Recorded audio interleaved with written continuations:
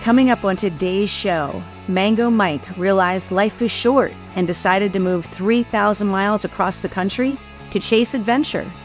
Since then, he's lived in a van for 5 years, quit a very established career as an electrician, and is now living his dream, surfing, diving, and fishing during the summer, while snowboarding deep powder during the winters. Welcome to Loving Without Boundaries, where we hear inspiring stories, share actionable advice, and talk about the challenges and the joys of ethical non-monogamy and polyamory. I'm your host, Kitty Shambliss. Coming up after the break, my conversation with Mango Mike.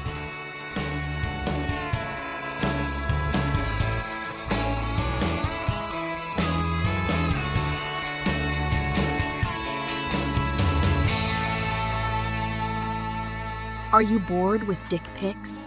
Do random hookups and empty chats kill your vibe? Tired of being catfished or wasting time with messages from faceless profiles? Then you need to get Monogamish, a new dating app designed for singles and couples of all genders and sexualities looking for dates, mates, and everything in between. Access exclusive matchmaking events, workshops with dating and sexuality gurus, and exclusive offers so hot you'll just have to see for yourself. Download Monogamish for free from Google Play or the Apple App Store. Monogamish. Explore fluid relationships. Welcome back to Loving Without Boundaries, where I am super excited to be here with Mango, or Mango Mike.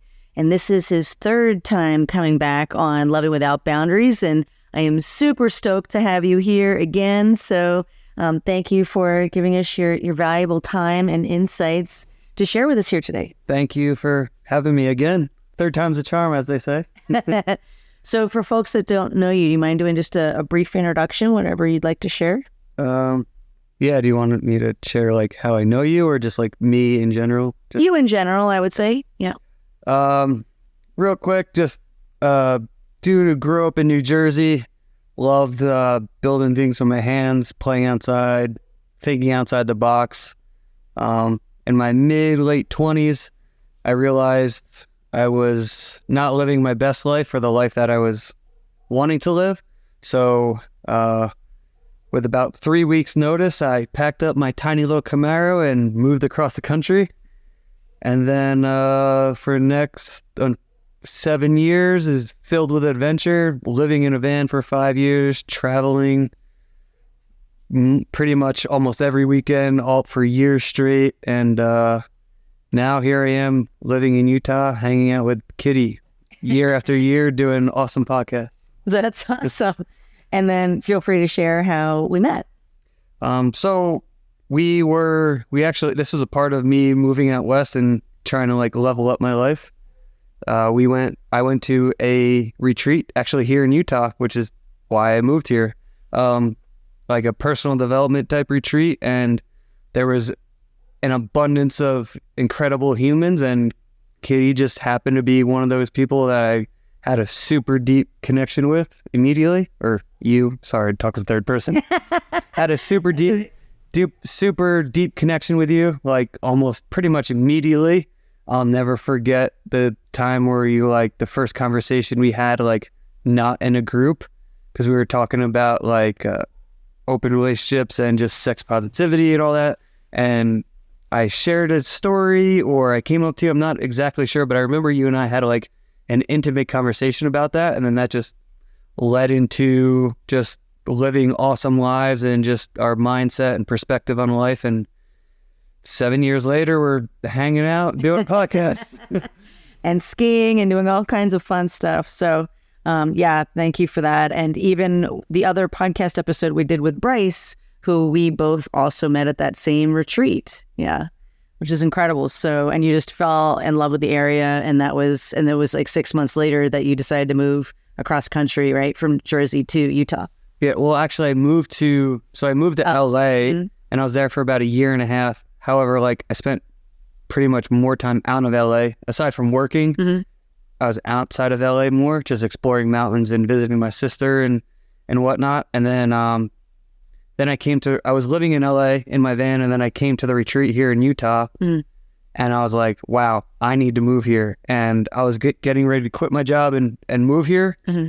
But my job happened to open up an office 6 months later. And 6 months later, I pretty much moved here on a whim, just like I did from Jersey. It's a little bit easier going to 9 hours in a vehicle than multiple days, 3,000 miles across the country. But yeah, I was here 6 months later. It's crazy how like things work out. Like that. Yeah, so I didn't really realize that. So it was New Jersey, then LA. I thought you actually went home to New Jersey, but you didn't. So you actually moved from LA to here. Correct. Okay, cool. That's neat. So, of course, since we've known each other now 7 glorious, amazing years, and you know this beautiful mission that we have here with Living Without Boundaries. And a lot of it, my elevator speech is that I'm helping people on this mission is here to support people to live their most authentic life, free from guilt and shame, free from jealousy and insecurity, and also the pain of infidelity in the open relationship and sex positivity space, so that they feel unstoppable and fall in love with themselves as they're releasing some of that guilt and shame. So I'd love to ask you, Mango, and I think this will be a fascinating answer, what would you say living an authentic life means to you? Ooh, wow. I could talk about this for days, but living an authentic life to me means just waking up and being true to yourself, not mending to society or like a preconceived notion of what your life is supposed to look like based off of other people's presumptions on how life should be lived. Whether that's in a great frame of reference, like you should live your life this way because of X, Y, and Z, therefore you follow it, or even like a bad light, like, oh, you should grind away at work 12 hours a day, 7 days a week. Like, authentic life to me means whatever makes you the most happy while being the best you can be for others. So my authentic life is just leading by example. I want to live a healthy, happy life with great relationships like we have, and romantic or not, friendships, romantic relationships with my family, new family that I've created down here, and just being true to that and not making sacrifices in order to please other people. Now, of course, like, every once in a while, you're gonna have to do shit you don't want to do, like, duh. But I'm talking about, like, big picture, like going to a job you hate and you're miserable Monday through Friday, and then you drink away the weekends. Like, that's a classic story. Pretty much everyone has. So for me, it's just like showing up every day, doing the best I can to make myself happy and become the best person for me. And just by pure diffusion and osmosis, it helps people around me, it lifts people up, and I can best serve my friends and do the things that I need to do to be a good person, as opposed to doing those things because those other people think it's the best. It's just me being the best person I can be. And just luckily, somehow, I've been surrounded by people who get inspired by that, and then also that just reinforces the cycle. Like, say, for example, I love to work out and rock climb and snowboard.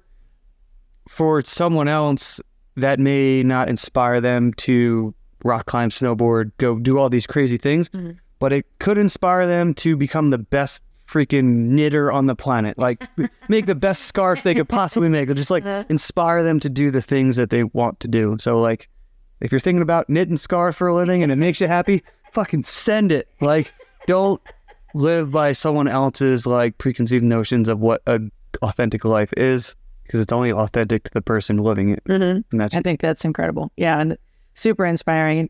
One thing I think might be interesting is if you think of on a scale of 1 to 10, like if there were different points in your life, how, like, where would you rate yourself now on living an authentic life for you versus maybe, I don't know, about 5 years ago, since you've been here 7 years, but maybe 8 years ago versus maybe when you were younger? Like, is there like a progression where you feel like you've been getting more and more authentic in a way for you?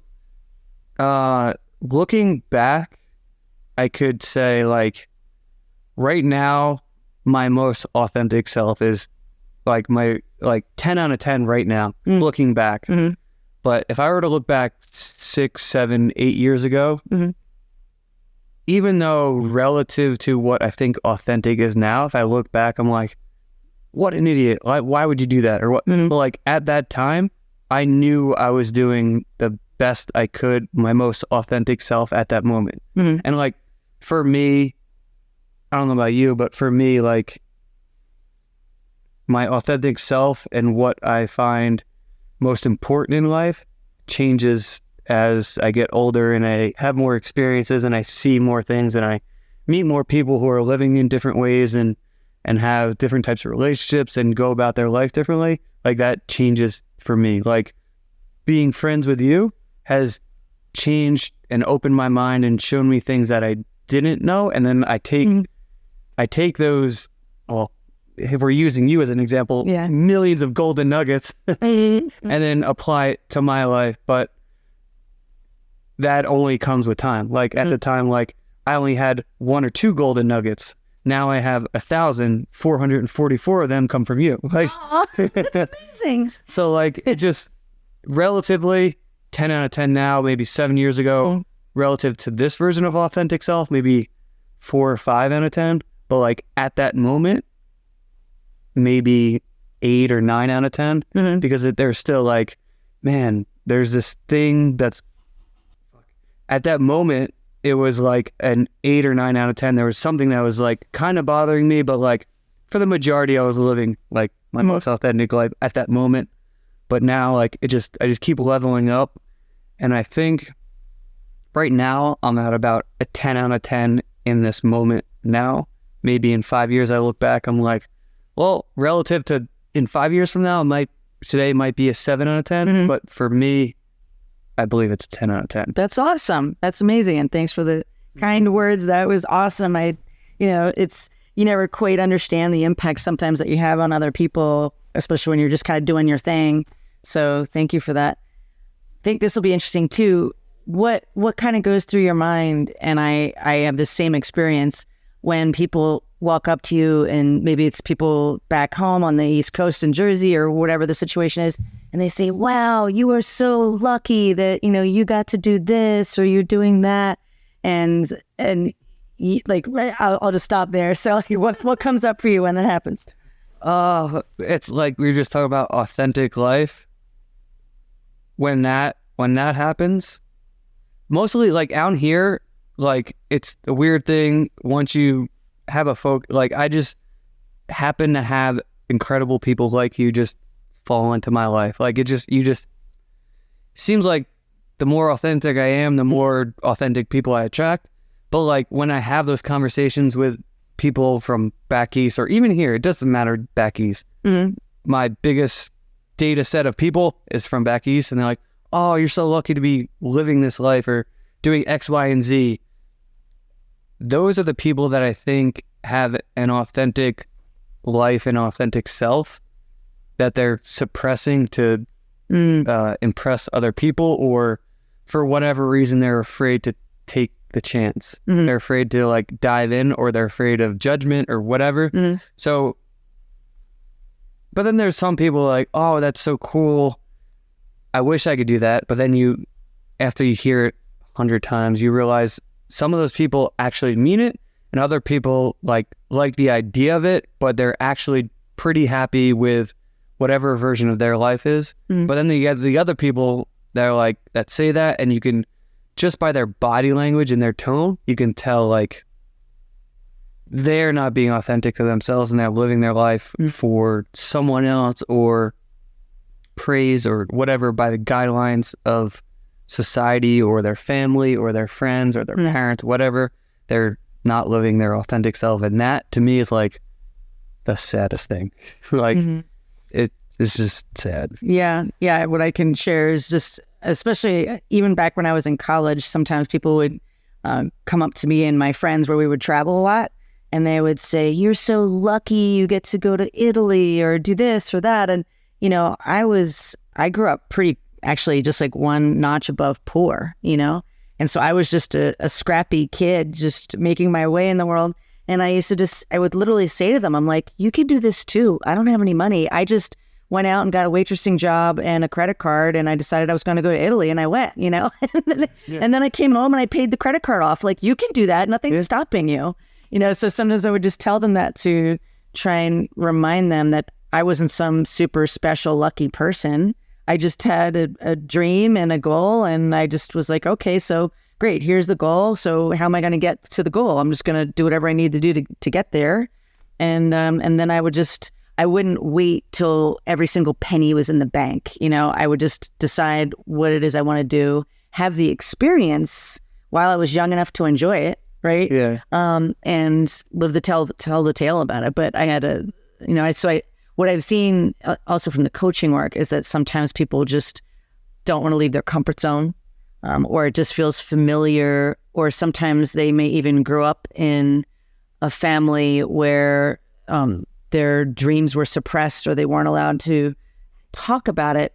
So it just feels so foreign to then step into the best version of them because they may not have any role models, But anyway, thank you for sharing that. So in terms of our mission here at Loving Without Boundaries, we talk a lot about, in terms of living your most authentic life and doing it on your terms. I'd love to hear from you how you would describe yourself in terms of your preferred relationship style. And you can talk about it in terms of either today or the evolution that brought you to where you are, whatever feels comfortable for you. Yeah, that's like a perfect, you're so good at this. It's like a perfect segue, because authentic to me now is different than authentic 10 years ago, 5 years ago. Mm-hmm. Authentic to me, early 20s, was being as open and honest as I could and having multiple relationships, but like not lying about it, like just being open and honest, like, hey, I'm dating multiple people, like this interaction that we have, like these dates that we go on, everything that we're experiencing, and the joy and laughter and all the things, that's authentic, but that doesn't mean I don't enjoy that with someone else. Mm-hmm. And when I first started, it felt really weird when I first started doing it. Mm-hmm. Like, it felt uncomfortable because you're just basically telling someone who's probably never heard this, like, hey, I'm dating other people. I'm just going to be completely honest with you. And when I first started telling people this, it was just like awkward and uncomfortable for me, and then it was awkward and uncomfortable for them. But the more I was honest in my most authentic self, the easier it felt. And over time, when I was dating multiple people, they became more, even if they were monogamous themselves, they identified as monogamous, or if they were dating other people, the conversation was just so much easier. And they're like, oh, yeah, makes sense. You're an honest person. I enjoyed time with you. Mm-hmm. Like, why would I ruin something that's pure, at least that they felt was pure and I felt was pure, like, just because of this preconceived societal notion of like, you can't have multiple partners. Mm-hmm. Now for me, there's so much on my personal plate, like hobbies and friends and things I want to do, that having multiple relationships is just not generally my style. Right now, like, I would date multiple people as like, let's test the waters, instead of doing like, what I see people do is like, even if they are monogamous, they'll like go on 1 or 2 dates and then dive straight in. Mm-hmm. And then it doesn't work out, and there's 3-4 months go by, and then they go through this like emotional roller coaster. Mm. And I've seen that with myself, and I've seen it with other people. So now, like, I'm more in a position where like I'll go on multiple dates, and then as the dates get further and further, I would basically start dropping off or not dating the other people who aren't on that emotional and intellectual level with me. And the goal now would be like a monogamous relationship, but the criteria is pretty high. So like, in order to get to that, I've been going on multiple dates with different people and just telling them as is, and like eventually, long term, I don't want to have multiple partners, at least right now. Maybe in 5 years, I might change that. But like right now, just a monogamous relationship that supports me in ways that levels me up, and someone else who I can also help level up. Because that's what I feel is most authentic to me right now, because I don't have time. Like if I were to say like, oh, I'm going to date multiple people, it's not fair to those 2, 3, 4, whatever other people that I can't give my full energy to, because one person is just enough. And then also being able to live my authentic life, being able to do the things I want to do, go adventure, go hang out with friends, build new relationships, podcast with people that I love, and do these cool things. I wouldn't be able to commit to that fully, and then those people fully. That's really cool. So what I'm hearing from that is authentic life for you meant in the earlier stages practicing consensual non-monogamy, which at the time meant, dating and just being really honest about it with multiple people. And now your ultimate goal is to maybe find somebody in more of a monogamous framework. But I'm also hearing that for you, an authentic life is being fluid in terms of it can ebb and flow, so you might like possibly have a monogamous relationship for like 10, 20 years. And then you might be like, all right, so sweetie, maybe have that conversation. And I also get the impression like maybe if you were going to be in a monogamous relationship, you'd want to be in it with somebody who also has an open mind, maybe. Yeah. Not somebody who's like super strict, like it has to be this way for the rest of my life, period, Yeah, exactly. Like I know people who start off monogamous relationships and then have changed over and it worked out. But yeah, that's where I'm at. Like it doesn't have to be like, oh, would you be open to non-monogamy in the future? It's more of the framework of, hey, are you an open-minded person? Are you able to communicate openly? Because for me, like that's the most important thing, aside from like the sexual connection, because otherwise it's just like a glorified friend, which is awesome. It's great. Right. Like I'm friends with exes that that are just friendships and there's no romance, so that it's a friend. But like if I'm going to be romantically involved with somebody, like they need to have that open mindset and growth mindset, because you never know. Like, and like say if I had a closed mind and they were open minded and they're like, hey, what about this thing, this open relationship? That's just like me being contradictory. If I'm like, no, but like I can think, like, right, you get what I'm saying. Yeah, exactly. Yeah, no, that totally resonates with me. And I know for our listeners and for you, I identify as polyamorous, and that's part of like my DNA, my orientation. But for other people, it can be more of a choice, which sounds like it's more what you're describing, like a choice over the course of your life based on what your needs are, what's going on. And for me, I don't know if we've ever talked about the word polysaturated. We ever talked about that word? Mm-mm. So for me, I live with my husband, Eric, who is your dear friend also. Great guy. Eric, you rock. And you have yet to meet Rob, who's my other partner of, ironically, 7 years. This is the same number that's popped up a couple times.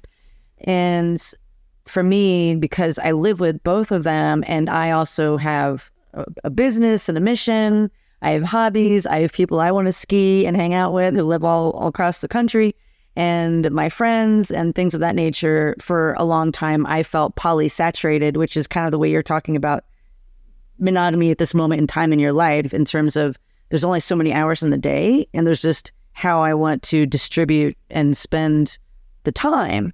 And so I just don't feel like I have a ton of time to introduce other people into my life, but that's also ebbed and flowed, so it's just interesting, even in the, whether we're talking about monogamy or polyamory or just relationships, I love this theme of this episode that's really about authenticity and how that can flow and be fluid, instead of, say, either feeling guilty that you're kind of changing your mind, but we all as human beings have the right to change our mind at any time. It's more just about be honest about it with the people that might affect, Yeah, exactly. So I also, I couldn't have my own children, but then I also decided not to, in terms of not adopting. So for me, I view polyamory as a way of family building. And when I went to my first polyamory conference back in, I think it was 2015, called Beyond the Love, the keynote speaker talked about how for him, family and polyamory was an interesting concept that some people didn't understand. Like most people would think of particularly polyamory as you've got multiple lovers. You know, there's romance, there's sex, and there's romance. But he was saying that he had ex-partners who maybe he wasn't sexually intimate with anymore, but they were just as much a part of his family as his wife, you know, because he had a wife. I think he had a local partner, 2 long distance partners, and then several other people he considered part of his family. And that always stuck with me. And I try to live my life that way too, in terms of we can have our blood family, the people we're related to. We can have our family that we're legally, if we get married, related to, or if we have children, right? But we can also have chosen family in whatever way that looks like to us. So since, of course, I know who we're referencing here, I'd love if you could talk a little bit about what does family mean to you, and how does that relate to being like really good friends with exes or ex-girlfriends. So yeah, family to me, like there's 2 buckets of family, and they're equally as important but significantly different. Family in the traditional sense, blood, relatives, you love them, you care for them. Some people have great families, some people have great families with the outcasts here and there. But either way, to me, like family is blood, and the family blood version is just obviously like the traditional family. Mm-hmm. You love, you care for them.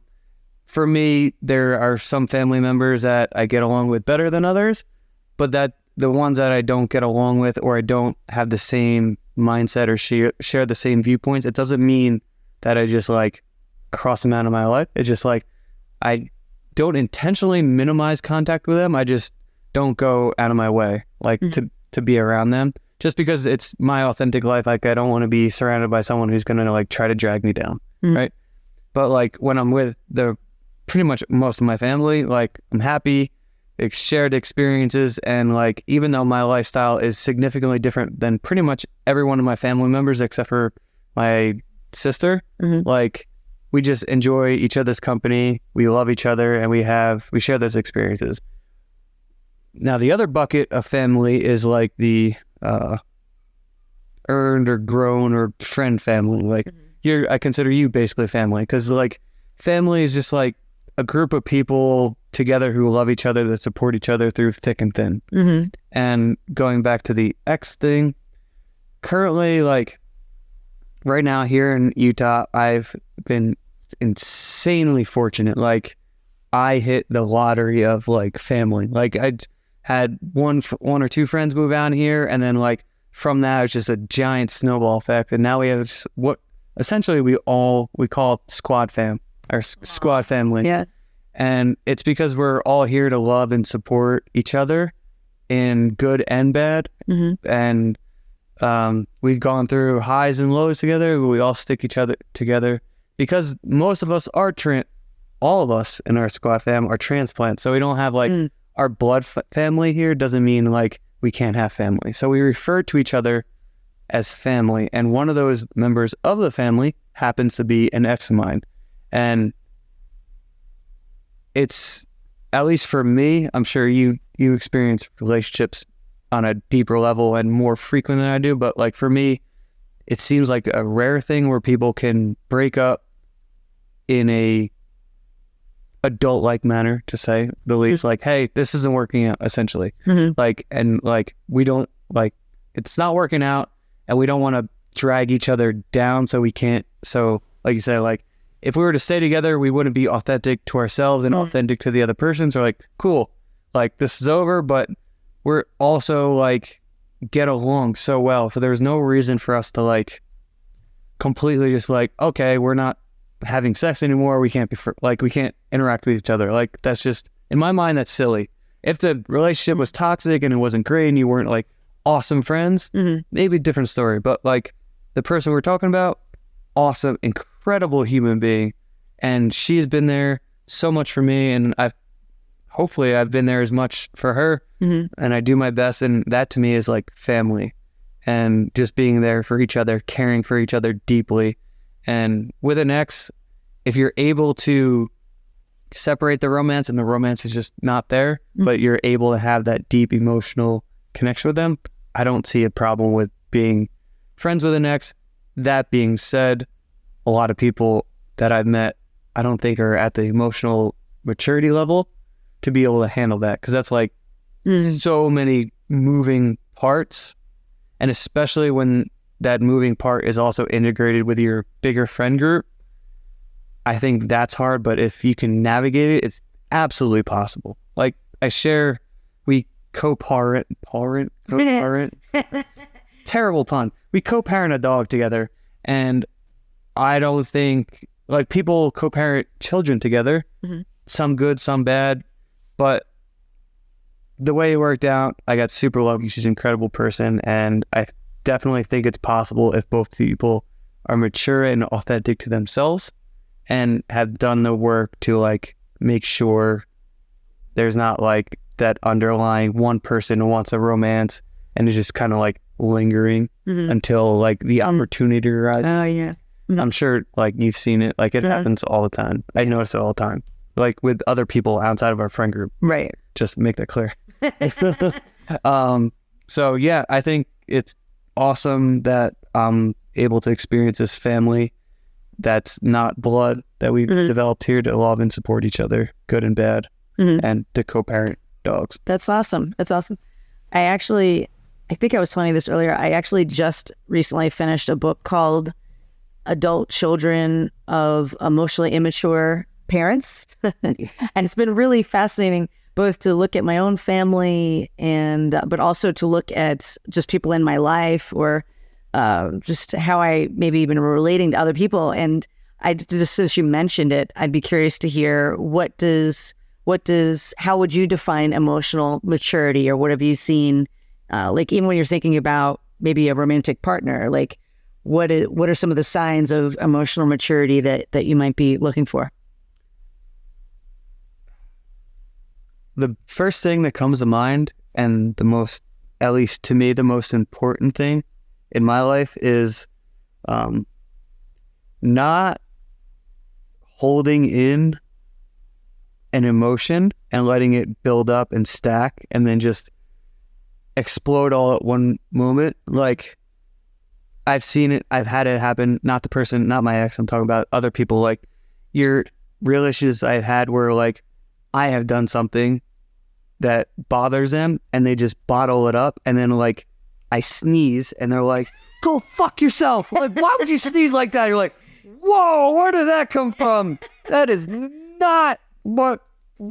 And then you realize like it's just them bottling up all these emotions. So like emotional maturity to me is just like being honest, even if it's so ungodly uncomfortable at that moment, being able to share how you feel so it doesn't build up to get to that moment. Because like that's emotional maturity to me, because immaturity is just acting like just teenage drama, like little kids, like he said, she said, I can't believe, oh my God, instead of just like addressing the issue at hand, or like gossiping to like if I were to gossip to my guy friends, or like my partner at the time would gossip to the girl, but then wouldn't tell me, and then like through the grapevine I would find out like X, Y, and Z. It's like, come on, just speak to me. I'm an adult. Like, yeah, it's going to be uncomfortable, but like worst shit in the world has happened. Just, it's a conversation. Right. Yeah, I love that. Yeah, and one of my favorite quotes is that our success in life is partly determined by the number of uncomfortable conversations we're willing to have. Holy cow, I've never heard that. That is very accurate. Yeah, and at least for me anyway. I agree, and I think that that brings us to something we can touch on, which in my younger years, a lot of my listeners know that I was a cheating serial monogamist, partly because of my Catholic upbringing, and I didn't know at the time, we're talking the 80s and the 90s, that there was another way to live, in terms of choices and relationship structures, such as open relationships or polyamory. And that was the first maybe 12 to 14 years of my dating life. And I kind of view it in some ways as when I was more immature. So I think this is another theme. So for me personally, living authentic life is choosing to act like a mature adult, right? Choosing to act like a responsible person. And it takes work, right? Sometimes it's easier to lie, right? So I'd love to hear just your thoughts on about when people maybe are lying or being deceptive, and how that might relate to emotional maturity. Because, of course, especially in the work that I do, I mean, people are cheating at all different sorts of ages. I actually had somebody on a call once who was 74 years old. He had a wife who was physically disabled and not able to have sex anymore. And then he had, I think at the time, he had 3 other partners, and his wife didn't know about any of the other partners, and the other partners didn't know about the other partners. That's not right. And he told me that he had been cheating since he was 16 years old. So literally for his entire life, he'd been cheating. Or he did not have like the desire. Well, he had a little bit of a desire. He wouldn't have booked a call with me. But in the end, he decided to maintain the life of not being honest with any of his partners. So it's not necessarily an age thing, right? Mm-hmm. In that case, it was almost like a choice, because I think for him, it felt easier. But I'd love to, and it was working apparently. Not that it's okay, but he's made it to the age of... Yeah, it was fascinating. But I'd love to just hear maybe any of your thoughts and in terms of how this interweaves with authenticity or emotional maturity when you think about people who are cheating. And the way I define cheating, and I'd love to hear your thoughts too, is whenever there are known agreements and somebody breaks them, knowing that they're breaking those agreements. Whether you're in, and this is my personal viewpoint, it's strong, but I'm sure most of your listeners, they're intelligent humans, as are you yourself. Whether you're in a monogamous or consensual non-monogamy or anything in between and any combination of said things, I personally I think cheating is just absolutely horrific. Just like, if you have the urge or desire, either talk to your partner about it, or like, if you're not, like, in the perfect example, this guy, like, he cannot have sex with his partner. Some people just don't want to, but they stick around because it's easier. It's just the emotions, they're trying to avoid it. I personally think if you just have the conversation, hey, this is how I'm feeling, or if you're in a situation where it's a little bit easier to, if you're just dating, if you're not like married and have like 7 kids, like that's a different topic that I can't really speak on. I have an opinion about it, but like, I don't have personal experience, so I don't want to be like on the top of my head, like, God, do this. Mm-hmm. But like, people in relationships, like if you're in a monogamous relationship and that was like the groundwork laid from like, hey, would you like to be my girlfriend? Would you like to be my boyfriend? Mm-hmm. If that's the foundation it's built on, and then you have these urges and then want to act on those urges, I personally, if I had that, I would, even if it was like a pristine moment, perfect opportunity, no one would ever know to cheat, I personally would still hold off on that moment and then let those emotions, because like you're in a heightened state of arousal, like it's mm-hmm. naughty, it's like all these things that like go to our caveman brain, mm-hmm. cavewoman brain. I would let that moment pass and then come back to it. Did I actually want that? Or was it just like this moment where like my caveman brain just kicked into play? Mm-hmm. And if I could get past that and I still have those same emotions the next day, or I've been feeling this way for a while, I personally would just be like, hey, this is where I'm feeling. I feel like I enjoy your time, or I don't enjoy being with you, whatever, but I'm having these emotions. Can we talk about it and see where that goes? Now, if it's a longer term relationship, a couple years, it could use some work. If I were in a relationship that a couple years, I would have that conversation and be like, hey, can we work this out and see, maybe you and I aren't having like the romance and that's what's causing it. Mm-hmm. Or maybe we've had this disagreement and it's just making me want to rebel. Or like, we're having this conversation like, hey, I'm just not feeling it anymore. I had these urges to cheat, and you know what? One of these times I might not be able to control myself, so I think it's better off that we just break it off so I am just an honest and true person, because karma could be a fucking bitch. Mm-hmm. So like, Mm-hmm. just want to be like honest and open with each other, and that just goes back to just being an authentic person. Like the only thing we have once we are buried under the dirt is our reputation. Like all the other things, whatever. It's just like, how did you show up as a human being, and just being honest and open and authentic is the most important to me. So I would just nip it in the butt, however, one of those ways we just talked about before it becomes a problem, and then 60 years go by and I'm the dude with a disabled wife and just going around retirement homes smashing like crazy. That's quite a visual. You just put it in my head there. I've heard stories from retirement homes that they are like teenage kids. Are they? Yeah. I have friends who have grandparents, and some of those stories, like, it's like a real life porno just with older people. They're just horny, and they're like at the tail end of their lives, and they don't give a fuck, and they're just like, wow, laying right. Wow, that's funny. That's funny. Well, this has been amazing. So before we officially wrap up, is there any final words or anything you'd like to share with our listeners? I just wanted to thank you, Kitty, for having me on a third time. And also anyone who has made it this far, thanks for thanks for listening to me. I'm just a dude who used to live in a van, and now I play in the mountain. So like, hopefully I was able to impart something that made your listeners or someone listening at home think different, even if it's just like one little aspect. Maybe it's living an authentic life, like knitting scarves, or like if you're having an urge to cheat, to talk to your partner, or whatever it is. Even if it's just like a tiny thing, that would be super awesome. But if you're this far, thank you for listening, and hopefully I didn't waste all of your time.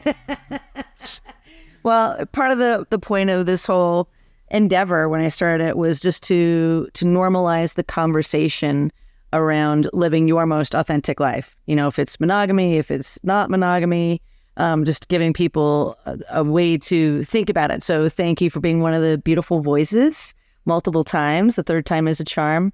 So, and I just want to just thank you for hosting me here at your humble and awesome abode, which is lovely, and for being somebody I consider family too. So thank you for that, and all the kind things that you said. And just, yeah, I'm sure we'll do a fourth or fifth or sixth episode sometime in the future. And I've loved the conversation, so I'm really hoping our listeners did too. So thank you again for your time and just being an awesome, amazing, and inspiring human on the planet.